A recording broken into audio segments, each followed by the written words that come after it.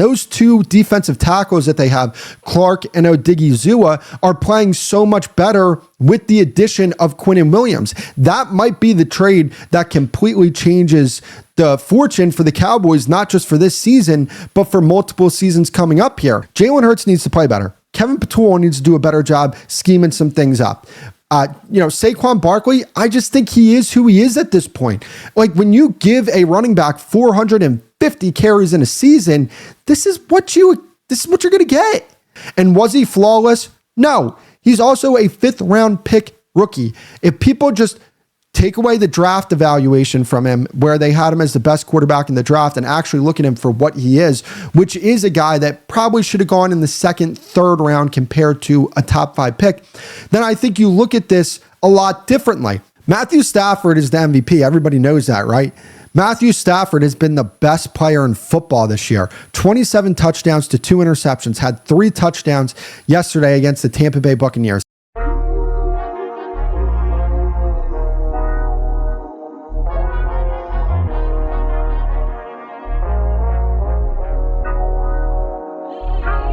Hey, what's going on, guys? Welcome to the CEO Sports Show for November 24th, 2025. And on today's episode, we are going to be recapping week 12 of the NFL season. I can't believe those words are coming out of my mouth right now. It feels like yesterday.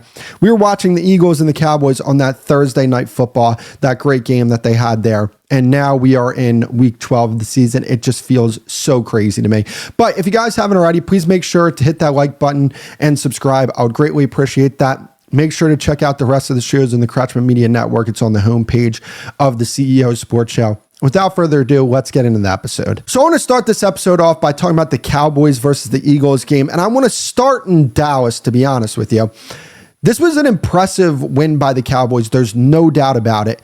I think that their defense played at such a high level. I think that the addition of Quinnen Williams, but not just the addition of Williams, but you look at bringing back Overshown from injury. This Revel kid looks like he could be a really good player for this team. They brought back Kalen Carson. He looks like he could potentially be a player out there. And Logan Wilson, the linebacker. They have upgraded this defense big time. And those two defensive tackles that they have, Clark and Odigizua, are playing so much better with the addition of Quinnen Williams. That might be the trade that completely changes the fortune for the Cowboys, not just for this season, but for multiple seasons coming up here.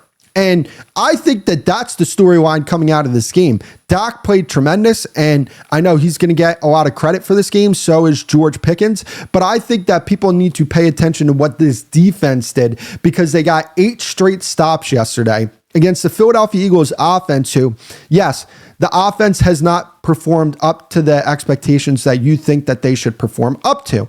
But stopping that offense with the type of pieces that they have 8 straight times, that's just really impressive stuff for the Cowboys. And it was critical stops as well. I mean, coming up with that stop on 3rd and 2, where it looked like the Eagles were just going to drive down the field, kick a field goal, and sneak out another victory. They were able to get a stop. That's something that we weren't seeing at the beginning of the season from the Cowboys. So I think from that perspective, the Cowboys defense, they just showed up to play this game. And I think that they just deserve so much credit for their performance, because again, that Eagles offense, it's not an easy offense to stop 8 straight times, no matter what you think of the coordinator or the quarterback, whatever it may be. But I want to get into something when it comes to the Cowboys. George Pickens is a better receiver than CeeDee Lamb. And I know there's a lot of Cowboys fans that are saying, look, let's not compare the two guys. Let's just enjoy having both of these guys on the team. CeeDee Lamb has to play better. Bottom line, they almost lost that game yesterday because of CeeDee Lamb. That would have been the 2nd game against the Eagles this season where he cost them the game because he can't hold on to the football. I just expect way more from CeeDee Lamb, and he needs to perform up to the standard that we all know CeeDee Lamb can perform up to. George Pickens is performing not just up to the standard that we expect from George Pickens, but well beyond that. And it kind of makes you think, is this guy one of these Justin Jefferson, Jamar Chase type receivers? He just hasn't had a quarterback to throw him the football. Because when you watch this guy play, I mean, when it comes to being a naturally talented football player, I just don't think you see as many naturally talented football players as George Pickens. I mean, his catch radius is outstanding. I mean, you talk about a guy with the long arms, with the vertical, with the strong hands, with the play strength, just so many great things that he brings to that team. And I mean, you talk about a guy who cornerbacks do not want to deal with this guy off the line of scrimmage. I mean, they'll be playing inside leverage and George Pickens will still be able to get a slant off and it's easy money. Like that is one of the most unguardable routes in football for a receiver, that George Pickens slant. He's just too strong off the line of scrimmage. If you try and jam him, he's going to win. And he has that play strength and the strong hands to bring in slants in contested windows. So I think that George Pickens has just been so impressive for this team. And recognize this, when the Cowboys need to make plays, they go to Pickens. Like CeeDee Lamb is just not to be trusted at the current moment. And do I think CeeDee Lamb's going to get it together and by the end of the season, he'll be playing better football? No doubt about it. But if I'm the Cowboys coaching staff, this offense goes where George Pickens goes, right?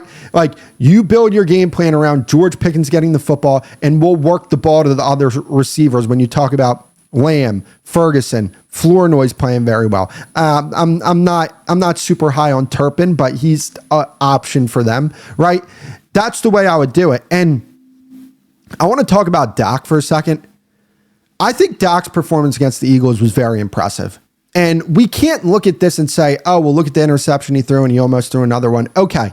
The Eagles defense over the last 2 weeks has held the Lions and the Packers to 16 points or something along those lines. So for Dak to go in there and play as well as he did, guys, the Eagles defense, it's not like there's easy throws to be made. You got to throw the ball sometimes into the teeth of the defense. You have to throw the ball into tight windows against this defense because that's a lot of times all you really have. Their secondary is too good. Their pass rush, especially adding Jalen Phillips, their pass rush is too damn good that it's hard to buy time in the pocket. Not only that, these linebackers, I mean, look, Nakobe Dean, holy cow, this guy is a good football player, man. Zach Bond, Jahad Campbell. I mean, on every level of the defense, they have superstar players and they have a great defensive coordinator. So you're going to have to put the ball in spots that you don't want your quarterback to put the ball into because that's really the only way you're going to move the ball on this defense. And Dak Prescott was able to do that consistently, making big throw after big throw. And that, I think, is the story coming out of this game outside of their defense is that Dak was making big time throws in this game. And he was putting the ball into some windows that it's difficult to put the ball into when you talk about a lot of the quarterbacks in the league. And I think that, you know, we have to look at his performance, compare that to Jordan Love and Jared Goff's performance. And I don't think it comes anywhere close. He was way better than those two quarterbacks. And those are two quarterbacks that people look at as top 15 quarterbacks in the league. They looked pedestrian against that Eagles defense, not Dak. Dak looked really good. He looked sharp. He looked in control. He looked decisive, which is difficult to do against a Vic Fangio defense because he throws so many things at you post-snap and his adjustments are so damn good that it's difficult to really get a feel for the game playing against that defense because they throw so many looks at you and they have so much talent on that side of the ball that for Dak Prescott to play like he did, that was some impressive stuff. It really was. And I want to talk about the Eagles coming out of this game because blowing a 21-point lead, that's just rough. Like, that's something that you just can't get past. And when you talk about some of the noise coming into this game when it comes to some of the offensive struggles, I hear that. But is it that surprising that the Eagles offense is performing like it is? Now, don't get me wrong. I think that they're an extremely talented unit. They have a lot of high-level players. But let's look at their recent draft history ever since 2022. 2022, you draft Jordan Davis in the first round. 2023, you draft Carter and Nolan Smith with your first two picks. 24, you add Mitchell and DeJean. 2025, your first two picks are Jahad Campbell and Andrew Makuba. So their defense is the unit that's really getting a lot of the draft assets put on that side of the ball. And to their credit, they're hitting on these guys because they're all playing. I don't think I listed a single bad player out of the players that I just mentioned. So it's not surprising to me when you look at their draft history that their defense is so damn good and their offense has been as underwhelming as it is. Now, there's some things that need to be better, right? Jalen Hurts needs to play better. Kevin Patullo needs to do a better job scheming some things up. Saquon Barkley, I just think he is who he is at this point. Like, when you give a running back 450 carries in a season, this is what you're going to get. Like, what did people expect from Saquon Barkley this year?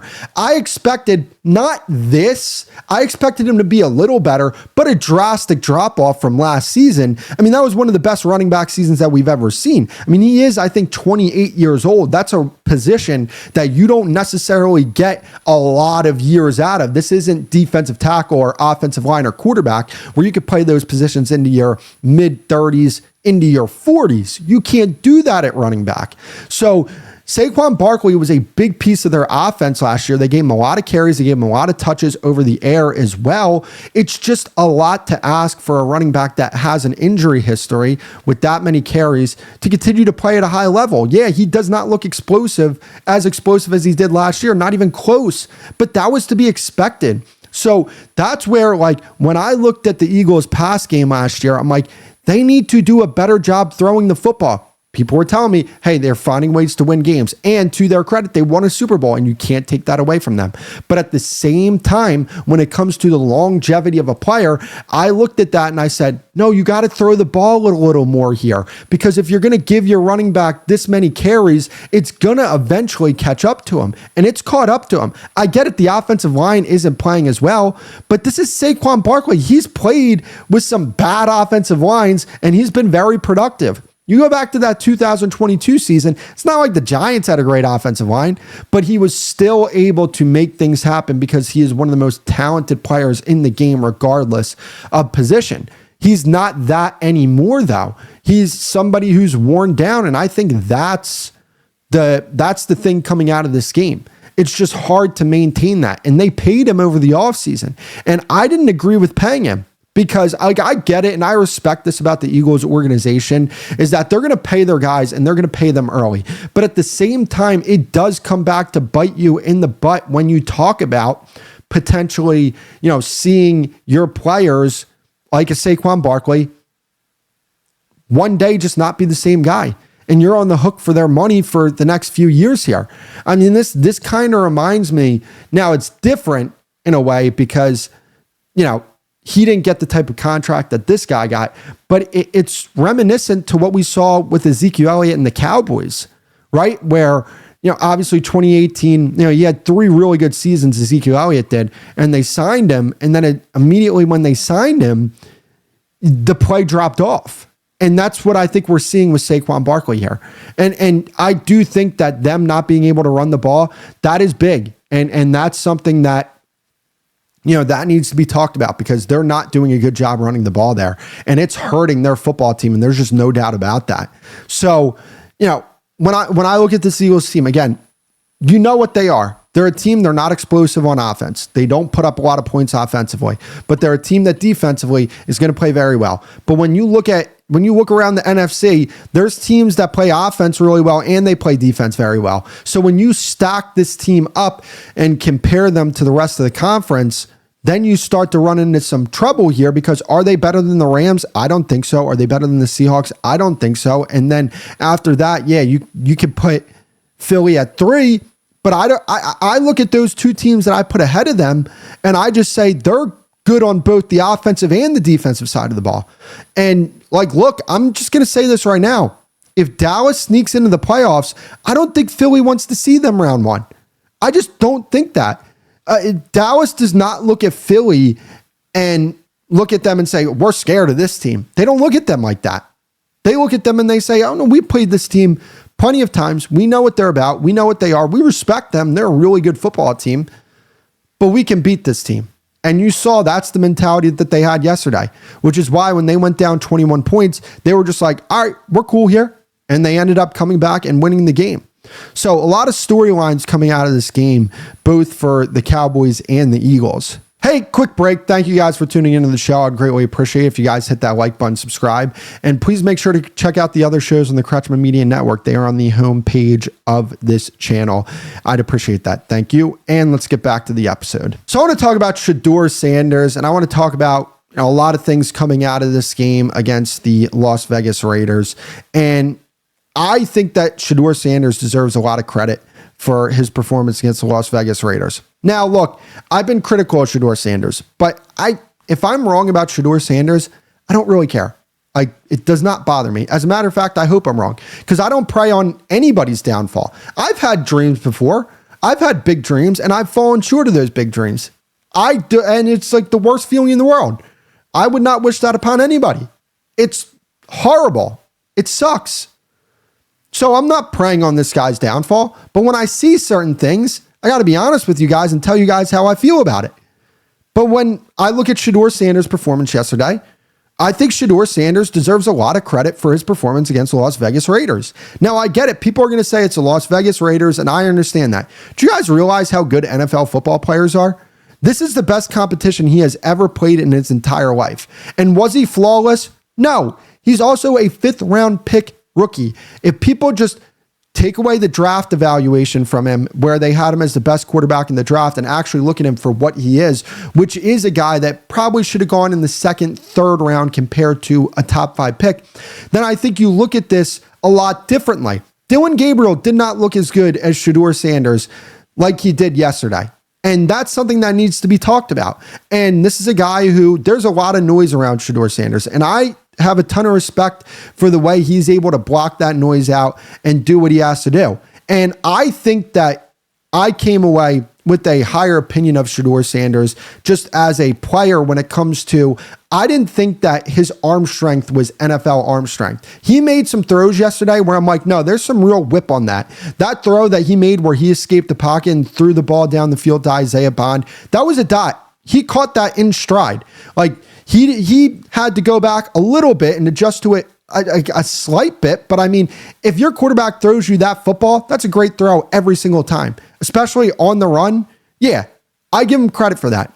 And when he was delivering the ball, yeah, the ball came out of his hands with a lot more velocity than I saw at Colorado. It looks like his release has gotten quicker since his days at Colorado. So he has improved as a player, even though we haven't been able to see it because we haven't seen him get really that many reps in a game. So he deserves credit for this performance because if he would have played poorly, people would have clowned him and they would have laughed at him for it. And not only that, one thing that I think Shedeur Sanders deserves credit for is the fact that if he would have played poorly in this game, they would have moved right back to Dillon Gabriel or would have explored another quarterback option. But no, he went out there and he executed. And yeah, was the game plan overly complicated? No, but Shedeur Sanders took what the Browns gave him and he had a pretty solid performance. And again, for a rookie quarterback, what do you expect? Do you expect this guy to go out there and throw for 300 plus yards and look like the second coming of Joe Montana? No. And it's not like the Browns have a bunch of weapons for him to throw the football. They have some really nice pieces. Jerry Jeudy's a nice player. Isaiah Bond, young player, but he's a nice player. Fannin and Judkins, like they're young players. They have young pieces, but I don't know. I respect Shedeur for this performance. And I just think that, like, look, am I sold on Shedeur Sanders as a franchise quarterback? I'm not. I'm going to be 100% honest with you. I'm still not sold on him as a franchise quarterback. But do I think the likelihood of him being a franchise quarterback has went up? Absolutely. Absolutely, it's went up. So we'll see. We'll see if he continues to prove me wrong. And like, look, if he does, hats off to him. There's no ill will towards him from me. But it's going to be interesting to see what the Browns do at quarterback here. If they're in a position where they have the number 1 overall pick and they like one of these quarterbacks in the draft, do they keep Shedeur Sanders or do they trade him to another team? It's going to be interesting to see what happens there because while I do think Shedeur Sanders played well in his debut, if you're the Browns and you have a chance to draft Fernando Mendoza or Dante Moore, I think you have to take that chance there because I just think that those guys have higher ceilings than Shedeur Sanders. What's Shedeur Sanders' ceiling? I said this. I think his ceiling is a top 10 quarterback. Not saying he's going to get there. I'm just saying that's his ceiling.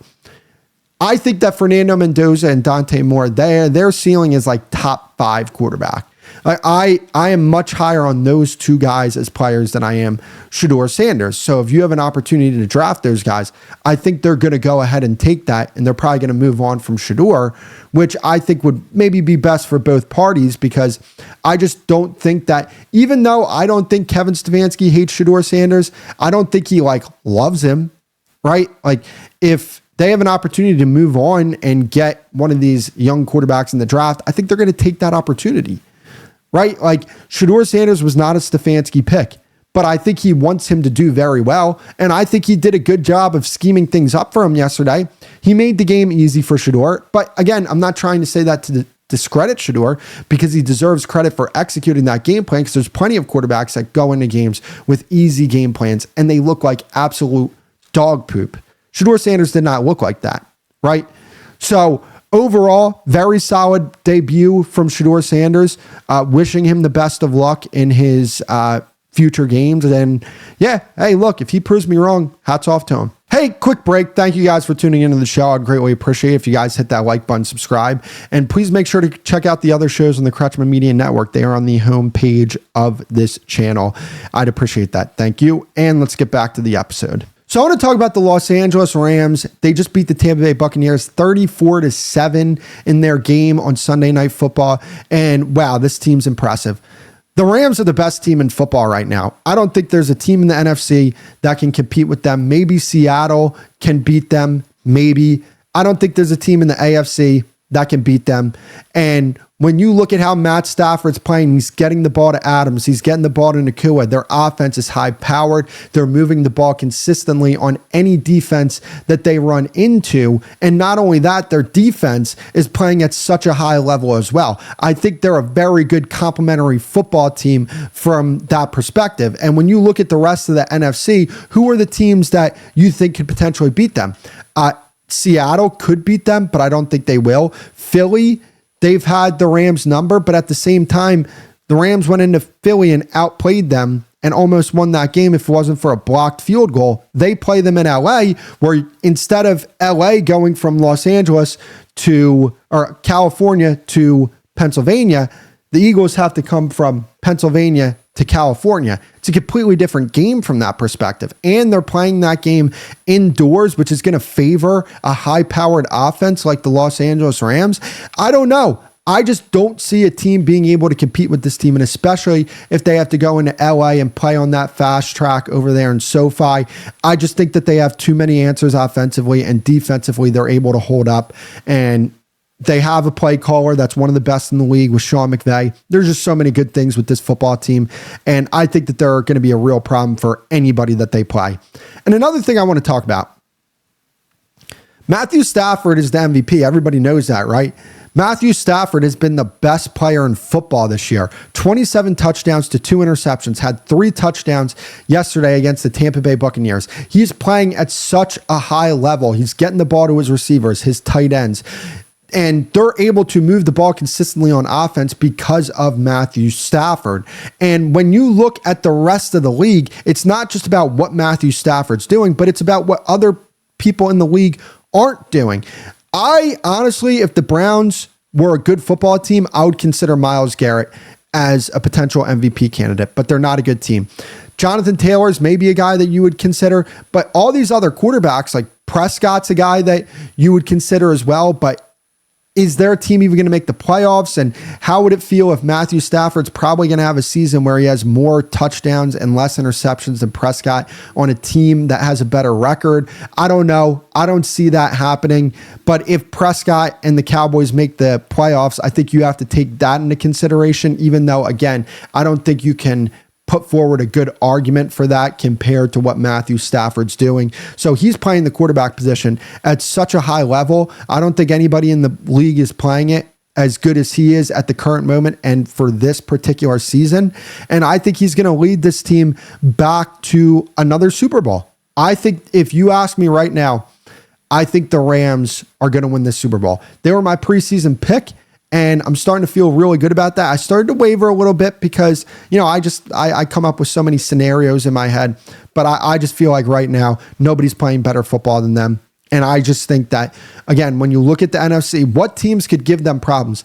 I think if Dallas sneaks in, they can give anybody problems just because that offense and that defense is starting to play well. Maybe they can give them some problems. Like I'm not just talking about, the top teams when it comes to Philly, Detroit, and Seattle. Obviously, those teams are going to be able to give them problems, but I'm just talking about one of these wild card teams. Dallas could give them problems. I don't think Green Bay is going to give them problems. I'm not big on Green Bay. I think the Rams would absolutely pants them. And yeah, I mean, it's an impressive football team. They're good on both sides of the ball, and they're just excellent offensively. And I just can't say, I can't put into words how highly I think of this team. I look at them as I looked at the Eagles last year, where I just said, all right, how is anybody going to beat this team? Like, it's so impressive to see. And when you look at, their record here and some of the teams that they played and they beat, they beat the Buccaneers last night. They beat the Seahawks. They beat the 49ers, right? I think they've won, 6 games in a row they've won? And they beat the Colts this year as well. They have some wins against some really good football teams that are most likely going to be in the playoffs. And when you look at their schedule going forward, at the Panthers are a scrappy team, and it's not fun traveling from coast to coast. I still think that the Rams will win that game. They're going to beat the Cardinals. At home against the Lions, I think they beat them. At Seattle, they might lose that game because that's a tough place to play. Seattle played them very closely. But then you get at Atlanta versus the Cardinals. I see only one loss on their schedule. And I think they're going to end the season 14-3. And I think they're going to get that 1 seed because I think Philly is going to lose another one of these games here because they're just not to be trusted. So I look at the Rams. I see 1 seed. I see MVP for Matt Stafford. I don't see any team that wants to go into LA and play them. And I don't know. I'm really high on this team. Hey, quick break. Thank you guys for tuning into the show. I'd greatly appreciate it if you guys hit that like button, subscribe, and please make sure to check out the other shows on the Kretschmann Media Network. They are on the homepage of this channel. I'd appreciate that. Thank you. And let's get back to the episode. So I want to talk about this Chiefs versus Colts game, and more specifically talk about the Colts and what I think of them coming out of this game. If I'm a Colts fan, I'm not too worried about this loss to Kansas City. And why am I not worried? Because the Colts are a team that are 2-3 on the road this year. So all of their losses have come on the road. If the Colts handle their business and win the AFC South and they're able to get a home playoff game, I just think that this team is going to be very difficult to deal with at home. They go into Kansas City. That's not necessarily an easy place to play. And they almost beat a Chiefs team that they have championship mettle. You can't take that away from the Chiefs. They are always in the fight. No matter who they're playing, no matter when, where, or when they're playing them, you have to take the Chiefs very seriously because what they've been able to accomplish over the past few years here and the Super Bowls that they were able to win. So for them to go in there, play as well as they did, I get it. They blew the lead late. But I just think if they played this game in Indy, I think Indy wins this game. I don't think many teams want to play Indy because of what they do offensively and all the answers that they have and the weapons that they have and playing against Jonathan Taylor, and their defense is playing well and they have a play caller that is absolutely outstanding, right? So I just think that the Colts are going to be such a hard out for any team, and I'm not too worried about them losing to the Chiefs because the Chiefs have gotten some big wins here, right? They've been able to win some games here. They've been able, like I get it. They've lost some games, like they're 6-5, but man, you can never count out Patrick Mahomes, Andy Reid, that defense, the pieces that they have on offense. And it is a heartbreaker that they lost that game, but it's not the end of the road for the Colts because in this AFC, I don't see many teams that I feel overly comfortable taking over the Colts. Are you going to take the Bills over the Colts? I'm not. The Bills have not played well this year. right? Like, yeah, they have a winning record, but they've dropped some games that they have no business dropping. Am I taking the Ravens? Maybe, because they've been on a little bit of a hot streak here, and you don't want to play Lamar Jackson. I don't care what his playoff struggles are. You don't want to play against that guy. That is one dangerous player to play against. And you don't want to play against the Chiefs, obviously. So if you're a Colts fan, I have nothing against the Colts, so I feel perfectly fine saying this. I hope you guys don't play the Chiefs in the first round, just because even though I think the Colts win that game, because I do think they're a better team than the Chiefs and they're playing at home in that dome. The Chiefs have championship mettle and they've been there and they've done that. So that's something that I think you would have to take into consideration, even though, again, the Chiefs have struggled here and they're a team. I think they barely have a winning record. They're 6-5 at the current moment. So ultimately, I'm still very high on the Colts. I think that they have a very good chance of winning the AFC. I think that if they can get a home playoff game, they can easily win a game or two. We've seen Daniel Jones perform well in the playoffs before. I mean, that game that he had against the Minnesota Vikings when he was playing for the New York Giants, he was outstanding in that game. So if Shane Steichen is able to dial up a good game plan for Daniel Jones, they can get the run game going. They can allow Daniel Jones to play within structure, get the ball to his playmakers, and make some of the throws that he's been making this year. Yeah, the Colts are going to be a tough team to deal with, and I think that the addition of Sauce Gardner, whatever you want to say about the assets that they gave up, and if you think it was an overpay or not, and if you think one team won the trade or not, it's kind of irrelevant to me, because when you look at what this team is, they look at the rest of the conference and they think, hey, we can get this conference. This conference can get got, because there's just no team in there that I just look at and I'm like, whoa, you don't want to play that team. Like I don't see a Los Angeles Rams on the AFC side of the bracket. I just don't. I don't think there's a team that stands out from that perspective. So overall, my thoughts about the Colts coming out of this game is I'm not too worried about them. If they play at home. Now, I get it. There are some teams in the AFC South here that might be able to give them some problems, because, I think, let me check the standings real quick here. This is bad radio, but I want to check the standings, and is it going to come up? Oh, here we go. So when you look at the standings, Jacksonville's a game behind them. I'm not sold on Jacksonville. I think Indy's a better team than them. Like, they played twice against Jacksonville. I think they're going to beat them both times. I think that Liam Cohen's doing a fantastic job there, but I don't know. I just trust the Colts more in those spots than I do the Jaguars. Houston's starting to come on here. They got to play them twice. I think they go 3-1 in that stretch where they play Jacksonville and Houston. I think they lose one to Houston, because that Houston defense, it's outstanding. So I think they go 3-1 in that stretch. And when you look at the rest of their schedule, I think at home they beat the Texans. I think they beat the Jaguars in Jacksonville. So that's 2 wins. That would make them 10-3. 10-4, because I think they're going to lose to the Seahawks. That's in Seattle. I think they beat the 49ers. That's, what would that be? 12 wins.